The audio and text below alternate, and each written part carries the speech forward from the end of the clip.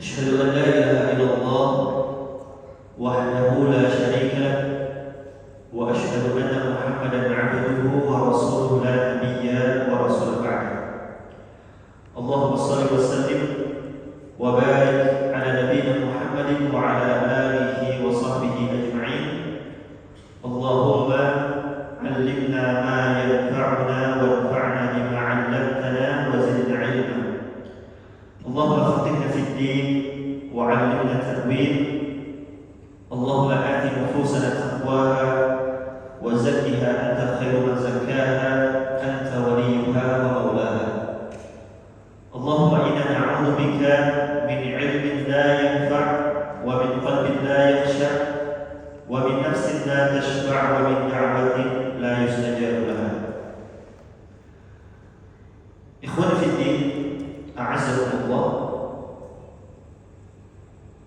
Alhamdulillah, kita bersyukur kepada Allah Subhanahu wa taala atas segala limpahan nikmat yang Allah Subhanahu wa taala berikan kepada kita, yang dengan nikmatnya kita bisa beribadah kepada Allah Subhanahu wa taala, kita bisa melakukan ketaatan, bisa melakukan kebaikan-kebaikan serta aktivitas-aktivitas kita, dan hendaknya senantiasa kita bersyukur kepada Allah dengan menggunakan nikmat yang Allah berikan untuk ketaatan kepada Allah Subhanahu wa taala. Salawat serta salam senantiasa tercurah kepada baginda Nabi besar Muhammad sallallahu alaihi wasallam, kepada keluarga beliau, para sahabat beliau, dan orang-orang yang setia mengikuti petunjuk beliau sallallahu alaihi wasallam hingga hari kiamat kelak. Ikhwani fi din, a'azzakumullah.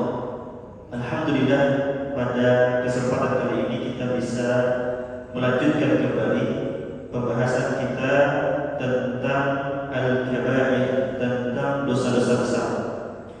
Insyaallah pada malam hari ini kita akan membahas dosa besar yang keenam dan yang ketujuh.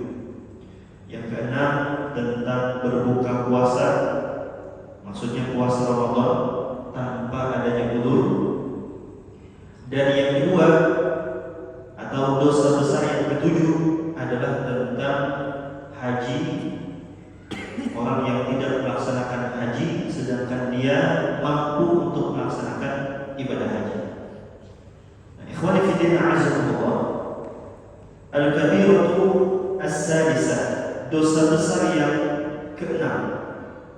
Di sini beliau rahimahullah taala menyebutkan iftaru yaumin min Ramadan bila udhrin, berbuka puasa Ramadan tanpa adanya udzur.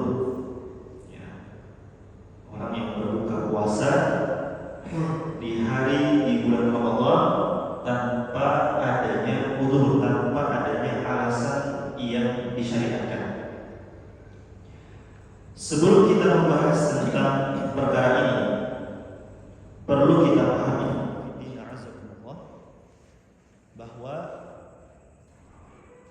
Allah Subhanahu wa taala memerintahkan kepada kita untuk beribadah kepada Allah Subhanahu wa taala. Allah Subhanahu wa taala ciptakan kita, tujuannya adalah untuk beribadah kepada Allah. Ya, kita diciptakan oleh Allah untuk beribadah kepada Allah. Dan perlu kita pahami bahwa ibadah yang diperintahkan oleh Allah Subhanahu wa taala, sejatinya Allah Subhanahu wa taala tidak membutuhkan ibadah yang kita lakukan. Kita disuruh oleh Allah untuk beribadah, baik itu ibadah yang sifatnya wajib ataupun ibadah yang sifatnya itu adalah sunnah. Ketika kita melaksanakan ibadah-ibadah tersebut, perintah-perintah tersebut, kita lakukan ketaatan-ketaatan tersebut, yakinlah bahwa ibadah yang kita lakukan itu sedikit pun tidak berpengaruh bagi Allah Subhanahu wa taala. Artinya tidak menambah sedikit pun dari kekuasaan Allah Subhanahu wa taala. Justru ibadah yang kita lakukan, kebaikannya itu adalah untuk diri kita. Ketika kita beribadah, maka kebaikan itu untuk diri kita sendiri. Ketika kita melakukan ketaatan, maka kebaikannya itu untuk diri kita sendiri.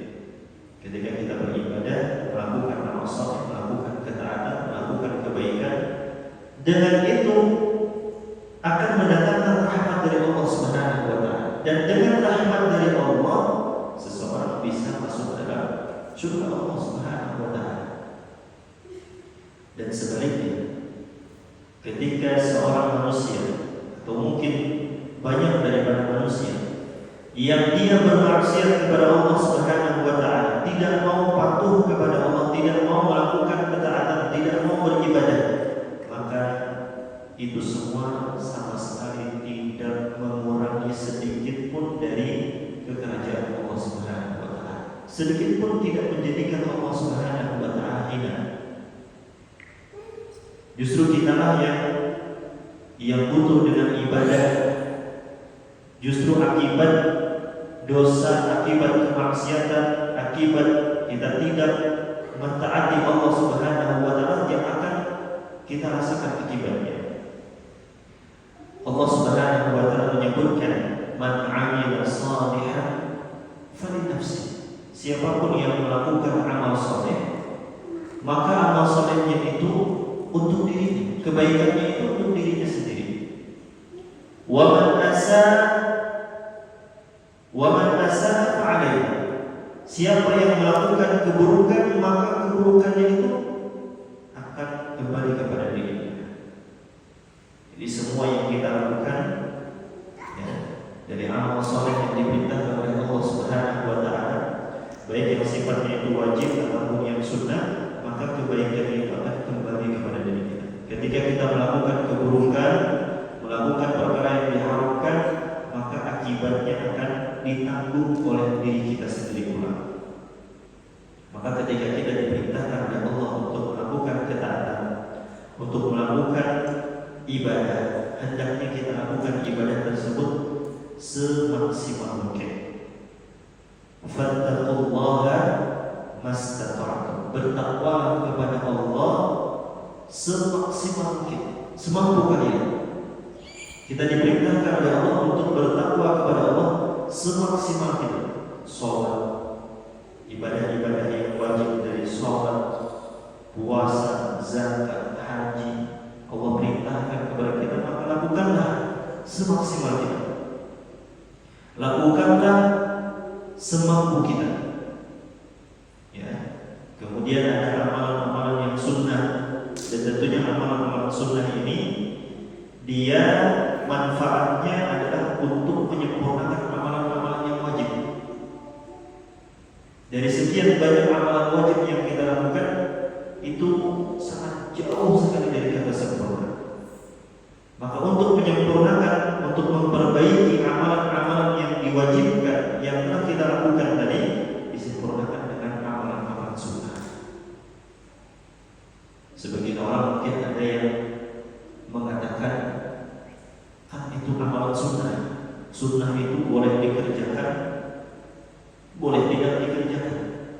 Amalan yang dianjurkan, kalau dikerjakan dapat pahala, kalau ditinggalkan tidak berdosa. Ya. Akan tetapi orang yang dia menyia-nyiakan amalan sunnah, yang dia mampu untuk melakukan amalan sunnah tersebut, anjuran tersebut, tapi dia tinggalkan amalan tersebut, maka dia akan rugi. Dia punya kesempatan, dia mampu untuk melakukan, kenapa dia tidak laksanakan? Padahal itu yang akan menyempurnakan ibadah-ibadah yang wajib. Nah, di antara perintah Allah yang wajib, yang Allah perintahkan kepada kita adalah berpuasa di bulan Ramadan. Orang yang dia meninggalkan puasa atau dia tidak berpuasa di bulan Ramadan, ya, atau dia berbuka ketika dia berpuasa di bulan Ramadan, dia berbuka tanpa adanya uzur, maka dia akan mendapatkan dosa besar. Di antara ayat yang menunjukkan akan wajibnya berpuasa di bulan Ramadan Disebutkan oleh al-Musannif rahimahullahu ta'ala, al-Imam Adz-Dzahabi rahimahullahu ta'ala, kata beliau, firman Allah Subhanahu wa ta'ala yang menjelaskan tentang wajibnya puasa di bulan Ramadan, kemudian tujuan atau hikmah diwajibkannya puasa Ramadan, serta ketentuan atau ulur orang yang dia diperbolehkan untuk berbuka. Kata Allah Subhanahu wa ta'ala, ya ayyuhalladzina amanu kutiba 'alaikumus shiyam kama kutiba 'alal ladzina min qablikum la'allakum tattaqun. Ayatnya insyaallah tidak asing lagi bagi kita.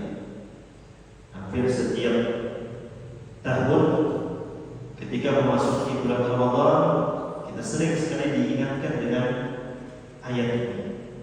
Ya ayyuhalladzina amanu, wahai orang-orang yang beriman, kutiba 'alaikumus shiyam, diwajibkan atas kalian berpuasa, kama kutiba 'alal ladzina min qablikum, sebagaimana puasa itu juga diwajibkan kepada orang-orang sebelum kalian. Tujuannya atau hikmah diwajibkannya puasa itu Allah sebutkan la'allakum tattaqun, agar kalian menjadi orang yang bertakwa. Jadi dengan puasa Ramadan yang kita diwajibkan di bulan Ramadan berpuasa, hikmahnya, tujuannya itu untuk melatih kita menjadi orang yang bertakwa, orang yang patuh kepada Allah. Ya, kita dilatih untuk patuh kepada Allah Subhanahu wa ta'ala. Kemudian Allah Subhanahu wa ta'ala menyebutkan ayyaman ma'dudat. Puasa Ramadan itu adalah hari-hari yang berbilang. Dijelaskan oleh para ulama antara 29 sampai 30 hari. Artinya hanya sebentar saja. Kita diwajibkan berpuasa di bulan Ramadan yang harinya itu hanya terbatas antara 29 sampai 30 hari. Ya, tidak kurang dan tidak lebih. Ya, antara 29 atau 30. Lalu kata Allah Subhanahu wa ta'ala, faman kana minkum maridan aw 'ala safarin fa'iddatun min ayyamin ukhra. Kata Allah Subhanahu wa ta'ala, barang siapa di antara kalian yang sakit, aw 'ala safarin, atau dalam keadaan safar, bepergian, fa'iddatun min ayyamin ukhra, maka hendaknya dia menggantinya di hari yang lain. Nah, di sini Allah Subhanahu wa ta'ala sebutkan uzur syar'i bagi orang yang berbuka. Yang pertama adalah orang yang sakit. Yang dimaksud dengan sakit di sini adalah sakit yang menyulitkan dia atau menghalangi dia untuk berpuasa. Kalau sakit kaki, sakit-sakit ringan, sakit kepala, sakit tangan misalnya, atau mungkin sakit perut yang biasa, yang itu masih memungkinkan dia untuk berpuasa, maka itu bukan sakit yang dikategorikan sebagai udzur syar'i. Au 'ala safar, atau bersafar, bepergian. Orang yang dia bepergian, yang dia dianggap sebagai musafir, ya sudah dianggap sebagai musafir, maka dia boleh berbuka dan mereka berkewajiban untuk mengganti puasanya di hari yang lain. Ya. Dan tentunya di sini orang yang safar itu orang yang sudah melakukan perjalanan, bukan orang yang belum melakukan perjalanan, masih rencana. Ada orang yang besok saya mau bepergian, saya mau safar, maka tidak boleh dia tidak berpuasa. Dia tetap berpuasa terlebih dahulu sampai dia benar-benar melakukan perjalanan, karena bisa jadi rencananya tersebut jadi batal. Bisa jadi dia tidak berangkat untuk safar. Ya. Jadi ketika dia sudah melakukan perjalanan, baru di sana dia diperbolehkan untuk membatalkan puasa. Nah, ini udzur syar'i, sakit atau musafir. Maka boleh dia berbuka berbuka ketika dia berpuasa di bulan Ramadan. Adapun selainnya tanpa adanya udzur syar'i, seseorang yang berbuka tanpa adanya udzur syar'i, maka ini termasuk di antara dosa besar. Disebutkan dalam sebuah hadis, wa thabata fi sahihain 'an Nabi sallallahu alaihi wasallam annahu qala, dan terdapat sebuah hadis sahih ya, di dalam hadis sahihain, Sahih Al-Bukhari dan Sahih Muslim. Nabi sallallahu alaihi wasallam beliau bersabda, "Buniyal Islam 'ala khamsin." Agama Islam itu dibangun di atas 5 perkara. Syahadati an la ilaha illallah wa anna Muhammadan Rasulullah, wa iqamis shalah wa ita'iz zakah wa hajjil baiti wa shaumi Ramadan. Kata Nabi SAW, agama Islam itu dibangun di atas 5 perkara. Yang pertama adalah syahadat, bersaksi bahwasanya tidak ada Tuhan yang berhak diibadahi kecuali Allah dan Muhammad adalah utusan Allah. Kemudian mendirikan sholat, menunaikan zakat, haji ke Baitullah, dan puasa Ramadan. Dia termasuk di antara rukun Islam. Ketika rukun Islam itu ditinggalkan, maka ini termasuk di antara dosa besar. Ya, dia termasuk di antara dosa besar. Dan Nabi SAW beliau juga menyebutkan dalam sebuah hadis yang diriwayatkan oleh Ahmad, Abu Dawud dan At-Tirmidzi. Sebagian para ulama berselisih tentang kesahihan hadis ini. Sebagian ada yang menyebutkan hadis ini adalah hadis dhaif. Kata Nabi SAW, "Man aftara yawman min Ramadan bila udhrin lam yaqdihi siyam atau siyam dahri wa insana."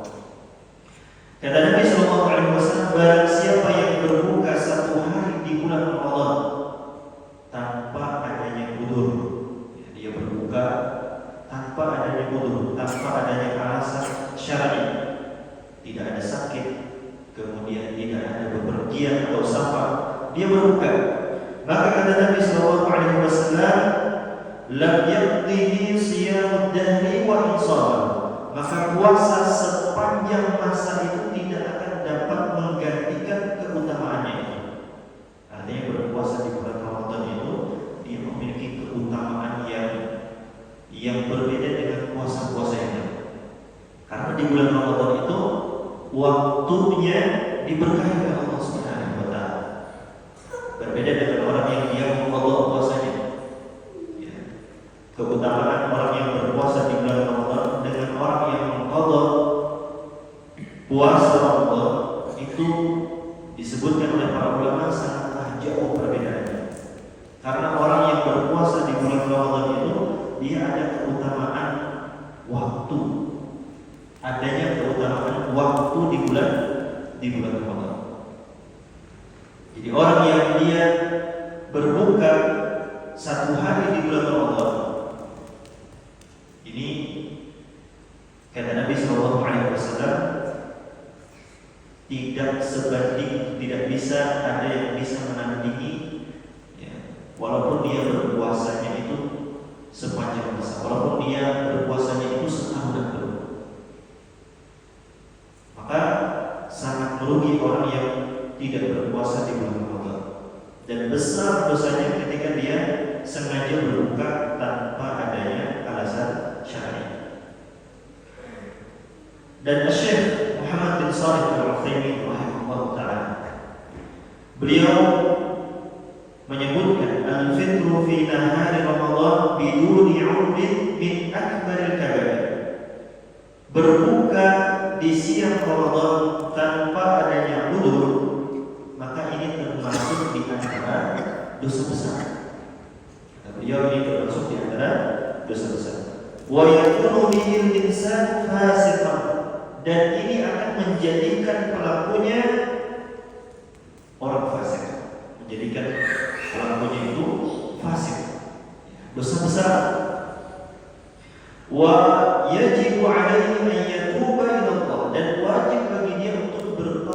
kepada Allah. Maka dia harus bertobat kepada Allah Subhanahu wa taala. Dosa-dosa kecil, ya, dosa-dosa kecil itu akan diampuni oleh Allah Subhanahu wa taala sembari kita beristighfar, kita melakukan amal saleh, kita melakukan kebaikan-kebaikan, itu dosa-dosa kecil kita jatuh. Dosa-dosa kecil kita diampuni oleh Allah. Tapi dosa-dosa besar, Allah akan ampuni dosa-dosa besar itu dengan bertaubat. Dengan dia bertaubat kepada Allah. Orang yang tidak berpuasa, orang yang membatal, orang yang berbuka di bulan Ramadan, ya, berbuka puasa tanpa adanya uzur, maka ini akan menjadikan dia orang yang fasik dan wajib bagi dia untuk bertobat. Wa ayyatiya dzalika al-yawm alladhi aftarahu, dan dia wajib mengganti puasanya tersebut. Ya, wajib bagi dia untuk mengqadha puasanya. Lalu beliau di sini merincikan tentang kondisi orang yang dia berpuasa, kemudian dia berbuka, dan orang yang sama sekali dari awal dia tidak berpuasa. Beliau sebutkan rincian yang pertama, "Lau annahu shama wa fi athna'il yawmi aftara biduni 'udrin fa'alayhi al-ithm." Yang pertama, beliau rincikan di sini orang yang dia berpuasa dan di tengah puasanya tersebut, ya, dia berbuka. Maka kata beliau, dia berbuka tanpa adanya uzur. Fa'alayhi al-ithm, maka dia berdosa. Ya, dosanya dosa besar. Wa ayyatiya dzalika al-yawm alladhi aftarahu, dan wajib bagi dia untuk mengqadha puasanya tersebut. Wajib bagi dia untuk mengganti puasanya, qadha puasanya. Ini kondisi yang pertama. Orang yang dia itu sudah puasa, tapi di tengah-tengah puasanya dia berbuka, maka dia berdosa dan dia wajib mengqadha puasanya. Kondisi yang kedua, wa amma law taraka as-shawm min al-asli muta'ammidan bila 'udrin. Adapun orang yang dia meninggalkan puasa secara dasar, dia ada puasa, sama sekali dia tinggalkan ada puasa bila 'udrin, tanpa adanya uzur. Kalau ada uzur itu mungkin ada orang yang dia sudah subuh, kadang awal lagi berpuasa, ya, kadang tahu sama sekali puasa, kadang tahu, maka dia kadang perlu mengqadha puasanya, tapi dia nanti perlu bayar fidyah. Ada orang yang dia ini sejak awal tidak mau berpuasa,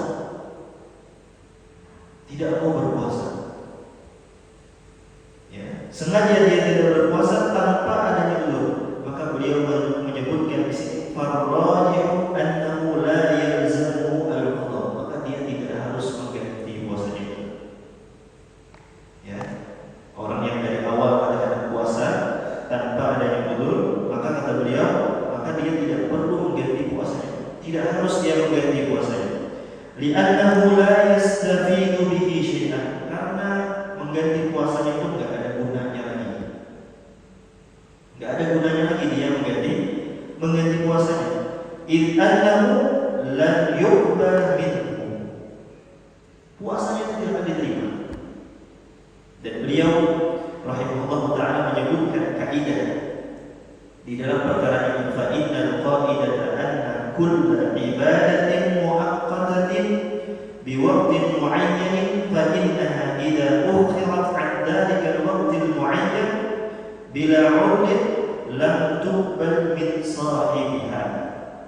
Kaidahnya, kata beliau, bahwa setiap ibadah yang ibadah tersebut ada batasan waktu tertentu,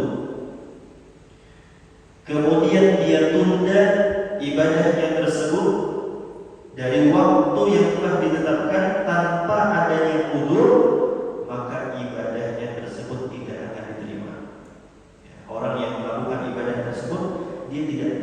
ibadahnya tidak akan diterima.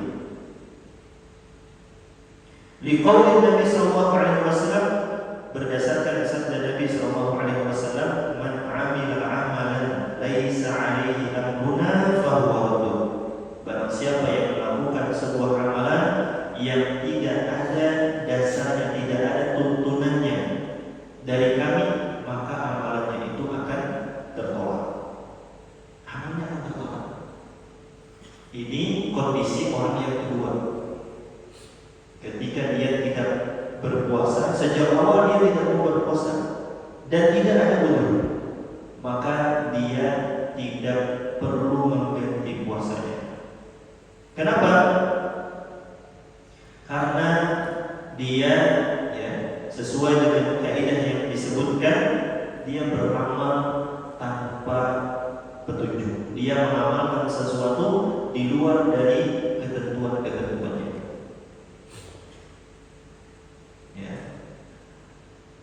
Seharusnya puasa itu di bulan Ramadan, tapi dia tidak mau berpuasa dan itu tidak ada uzurnya. Akhirnya dia tidak perlu mengganti, karena kalaupun dia mengganti tidak diterima karena sudah di luar waktunya. Berbeda dengan orang yang dia berpuasa sejak awal, tapi di tengah puasanya dia berbuka tanpa adanya uzur. Maka di sini wajib bagi dia untuk menggantinya. Wallahu ta'ala a'lam. Dan disebutkan oleh sahabat Ibnu Abbas radhiyallahu ta'ala anhuma, kata beliau, "Ural Islam wa qawaidud din thalath." Ikatan-ikatan Islam dan pokok-pokok Islam, pondasinya Islam, pondasinya agama ini ada 3. Beliau sebutkan syahadatu an la ilaha illallah. Yang pertama itu adalah syahadat, persaksian tidak ada ilah yang berhak diibadahi kecuali Allah Subhanahu wa taala. Kemudian yang kedua wassalah, salat. Dan yang ketiga wasaumu Ramadan, dan puasa Ramadan. Jadi 3 ini syahadat, kemudian salat dan puasa. Disebutkan oleh sahabat Ibnu Abbas radhiyallahu taala anhuma, dia adalah umarul Islam, dia adalah ikatan Islam. Jadi seseorang itu dia akan dikatakan muslim dengan 3 ini: syahadat, kemudian dia menjaga sholat, dan dia juga berpuasa. Termasuk di antara pondasinya agama 3 perkara ini. Kata beliau, "Faman taraka wahidatan minhunna fa huwa kafirun, na'udzu billahi min dzalik." Barang siapa yang meninggalkan salah satu di antaranya, fa huwa kafirun, maka dia bisa keluar daripada Islam. Maka dia bisa menjadi kafir. Maka dia bisa keluar dari Islam, bisa dia berdosa. Dan para ulama merincikan tentang perkara ini. Dijelaskan oleh para ulama, apabila dia meninggalkan perkara tersebut karena adanya kemalasan, tanpa adanya pengingkaran terhadap syariat tersebut, maka dia berdosa besar dan dia tidak dihukumi kafir. Ketika seseorang meninggalkan syariat tersebut yang disertai dengan pengingkaran, dia mengingkari bahwasanya amalan ini tidak wajib, dia ingkari. Puasa Ramadan tidak wajib puasa, sholat tidak wajib puasa, sholat tidak wajib, kemudian zakat tidak wajib. Dia tinggalkan itu dengan dia mengingkari syariat tersebut, maka ini bisa menyebabkan dia keluar daripada agama Islam. Dia bisa dihukumi sebagai kafir. Maka berhati-hati, jangan sampai kalau kita ketika Allah memerintahkan kita untuk beribadah kepada Allah, yang perintah tersebut sifatnya adalah wajib, maka lakukanlah semaksimal kita. Sebagaimana kita sebutkan di awal, fattaqullaha mastata'tum, bertakwalah kepada Allah semampu kalian.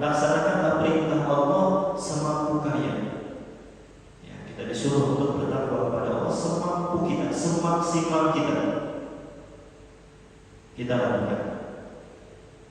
Kalau kita berpuasa, kita laksanakan puasa tersebut. Kecuali memang ada udur syar'i, sakit mendadak misalnya, di tengah-tengah kita berpuasa ternyata kita sakit, yang sakitnya tersebut tidak memungkinkan kita untuk melanjutkan puasa, maka tidak mengapa kita berbuka.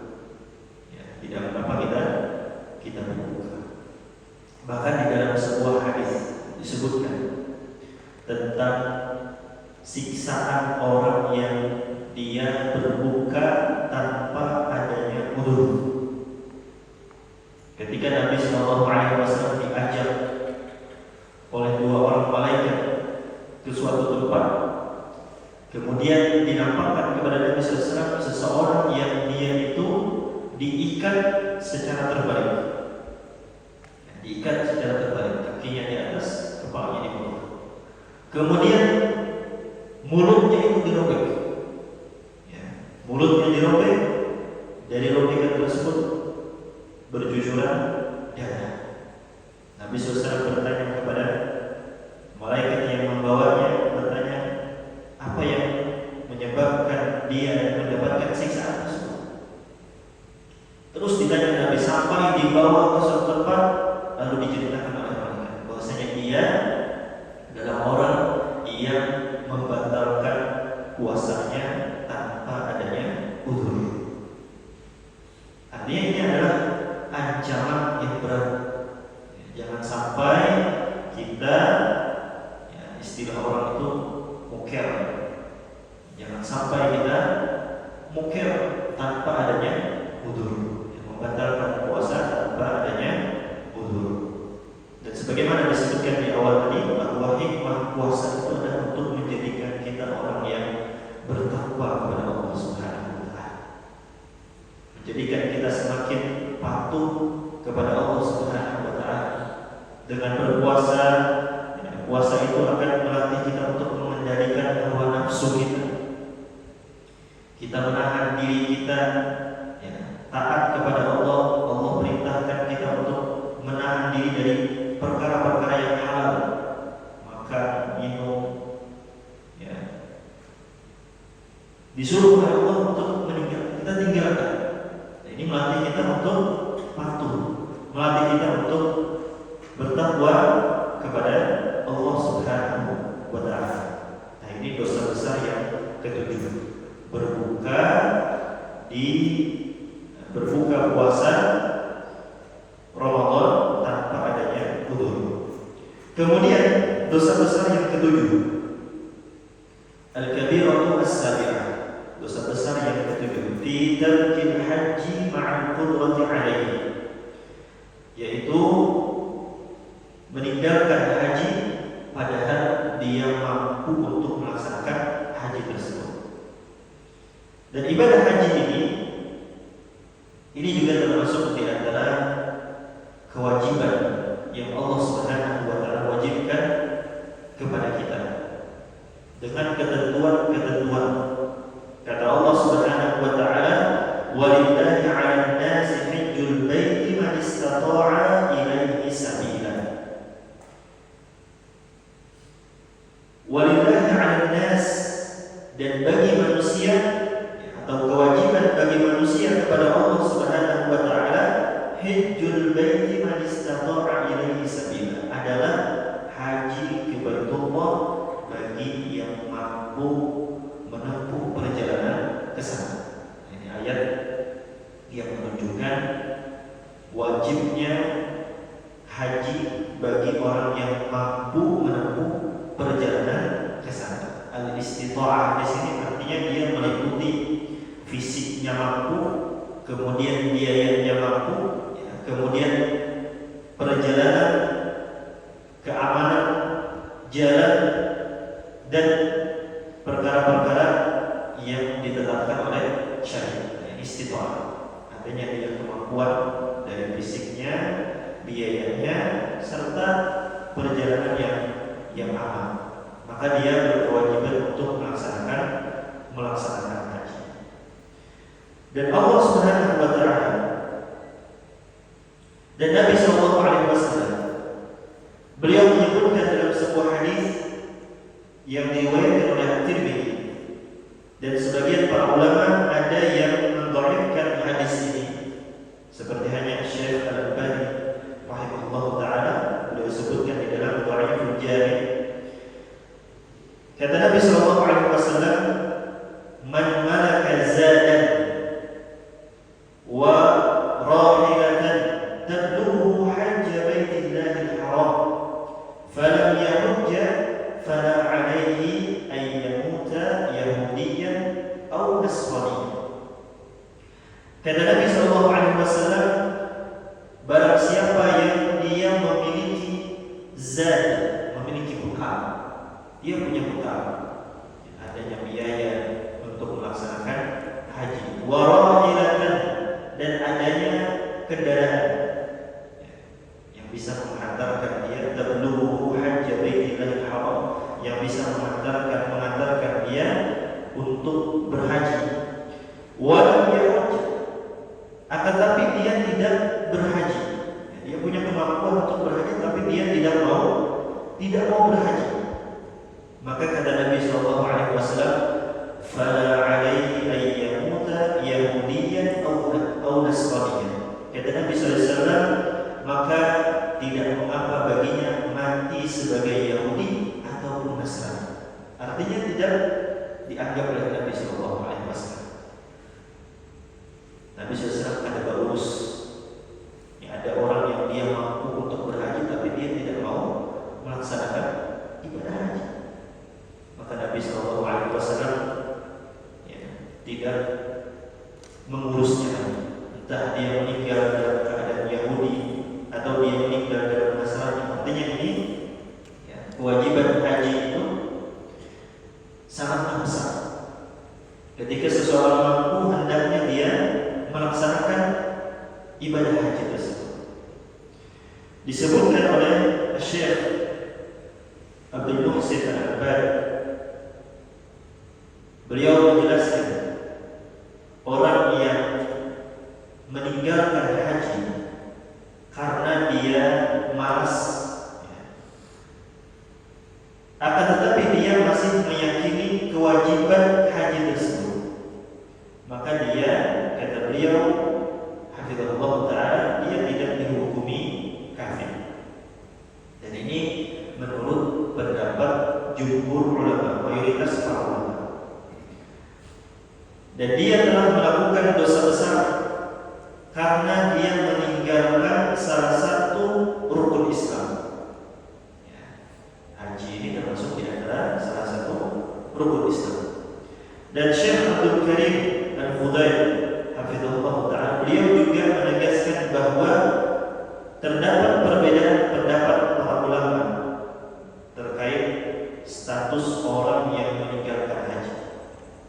Akan tetapi pendapat yang lebih kuat adalah bahwa dia tidak kafir selama masih mengakui kewajiban haji tersebut. Berbeda dengan orang yang mengingkari kewajiban haji. Jadi selama dia masih meyakini akan wajibnya ibadah haji tersebut, artinya dia malas, tidak mau melaksanakan ibadah haji, sedangkan dia sudah mampu untuk melaksanakan ibadah haji, maka dia dihukumi fasik atau dihukumi dosa besar, tidak dihukumi kafir, sampai dia menganggap atau meyakini bahwa ibadah haji itu tidak wajib. Nah, ini yang akan menjadikan dia keluar, menjadikan dia dihukumi sebagai kafir. Dan haji ini hanya wajib sekali saja. Ibadah haji ini hanya diwajibkan sekali saja. Adapun berikutnya ini hanyalah tambahan. Bagi yang mampu melaksanakan haji lagi, maka dipersilakan. Sebagaimana yang dilakukan oleh Nabi SAW ketika beliau melaksanakan haji wada. Kemudian ada sahabat yang bertanya kepada Nabi SAW, "Akulla 'amin ya Rasulullah?"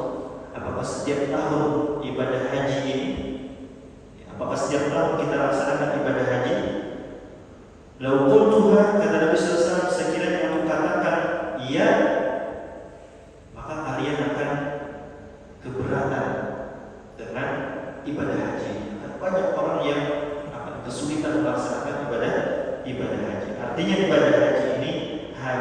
diwajibkan sekali saja.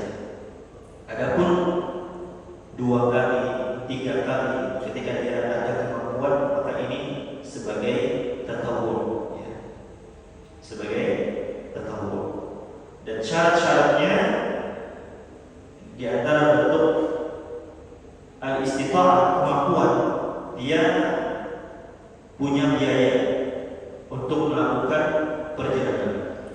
Ya, ada biaya untuk melakukan perjalanan, kemudian dia memiliki nafkah untuk keluarga yang akan dia tinggalkan. Ada tanggungan anak, ya. Maka harus ada nafkah yang cukup yang kita tinggalkan untuk mereka. Kemudian adanya kemampuan secara fisiknya mampu. Kalau dia orang yang sakit-sakitan, maka dia tidak perlu memaksakan dirinya. Kemudian perjalanan aman. Ketika melakukan perjalanannya aman. Tidak ada misalnya perjalanan di luar, misalnya ada peperangan yang itu mengkhawatirkan bisa melayangnya nyawa, maka dia tidak wajib sampai perjalanannya tersebut aman. Dan khusus para wanita, bagi para perempuan, maka dia harus disertai dengan mahramnya. Dan ini menurut pendapat yang disebutkan oleh Syekh Shalih Al-Fauzan hafizahullah ta'ala. Wa yushtaratu li wujubihi 'ala al-mar'ati wujud mahram, adanya mahramnya ketika dia melakukan ibadah haji tersebut. Jadi ketika kita ada kemampuan, ketika ada orang sudah ada kemampuan untuk melaksanakan ibadah haji, maka jangan ditunda-tunda melaksanakan ibadah haji.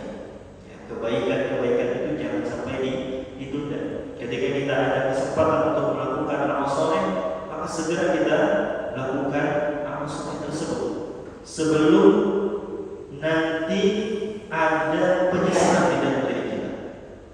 Sebagaimana yang disebutkan oleh sahabat Ibnu Abbas radhiyallahu ta'ala anhuma, kata beliau, "Ma min ahadin lam yahujja wa lam yu'addi zakat malihi illa sa'ala raj'ata inda al-maut." Kata beliau radhiyallahu ta'ala anhuma, tidaklah salah seorang di antara kalian dia tidak berhaji, kemudian dia tidak menunaikan zakat hartanya, kecuali nanti ketika dia meninggal dia akan meminta kepada Allah Subhanahu wa ta'ala untuk dikembalikan. Dia akan berharap kepada Allah, meminta kepada Allah agar dikembalikan, hidup kembali, untuk bisa melakukan amalan-amalan tersebut. Faqila lahu, ada seseorang yang mengatakan kepada sahabat Ibnu Abbas, "Innama yas'alu raj'atal kuffar."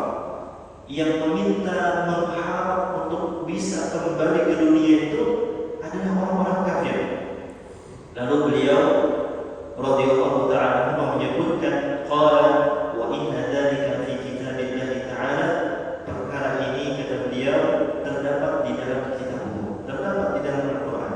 Lalu beliau bacakan, wa anfiqu mimma razaqnakum min qabli an ya'tiya ahadakumul maut fayaqulu rabbi laula akhartani ila ajalin qarib fa asaddaqa wa akun minas salihin.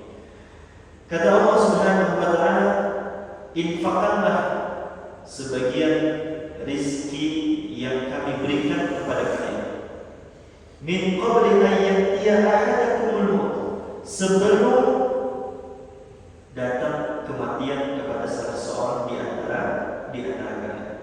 Fayaqul, sehingga dia mengatakan, Rabbi laula akhartani ila ajalin qarib.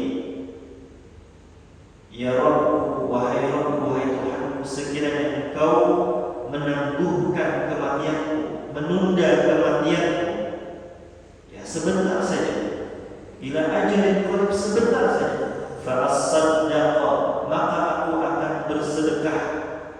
Disebutkan oleh para ulama tafsir, maka aku akan bersedekah di sini, aku akan mengeluarkan zakat. Wa aku minas shalihin, dan aku akan menjadi orang yang saleh. Dijelaskan para ulama tafsir, sebagian para ulama tafsir, wa aku minas shalihin, aku akan menjadi orang yang saleh, artinya ahujj, aku akan berhaji. Aku akan melaksanakan haji. Nah, ini dalil yang disebutkan oleh sahabat Ibnu Abbas radhiyallahu ta'ala. Artinya, ketika kita ada kemampuan, ada kesempatan untuk melakukan ketaatan, untuk melakukan kebaikan, secara umum adalah seluruh ketaatan-ketaatan, dan secara khusus adalah zakat dan haji. Ketika ada kemampuan melakukan ibadah-ibadah tersebut, maka janganlah kita menundanya. Sehingga dengan penundaan-penundaan tersebut yang nantinya kelak ketika kita meninggal dunia, kita akan menyesal. Adanya penyesalan, sehingga berharap kepada Allah agar dikembalikan ke dunia untuk bisa melakukan ketaatan-ketaatan yang dulunya diremehkan, yang dulunya tidak dilakukan, padahal ada kesempatan. Jadi ketika seseorang dia ada kesempatan untuk berhaji, ya, adanya istiqamah, kemampuan dari segi fisik, biaya, dan amannya perjalanan, maka hendaknya dia segera melaksanakan ibadah tersebut sebelum datangnya hari penyesalan, yang mana penyesalan tersebut pada hari tersebut tidak ada manfaatnya. Wallahu ta'ala a'lam. Ini di antara dosa besar, yakni dosa besar yang keenam, berbuka puasa Ramadan tanpa adanya uzur, dan dosa besar yang ketujuh, meninggalkan haji tanpa sedangkan dia ada kemampuan. Wallahu ta'ala a'lam. Insyaallah di pertemuan berikutnya dosa besar yang ke-8 tentang uququl walidain, durhaka kepada kedua orang tua. Wassallallahu ala nabiyina Muhammadin wa ala alihi wa sahbihi ajma'in. Subhanakallahumma wa bihamdika, asyhadu an la